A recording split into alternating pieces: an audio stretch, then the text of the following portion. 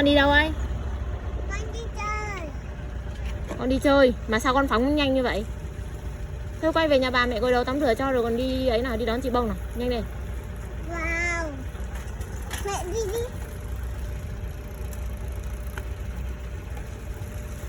Dương làm bài xong chưa?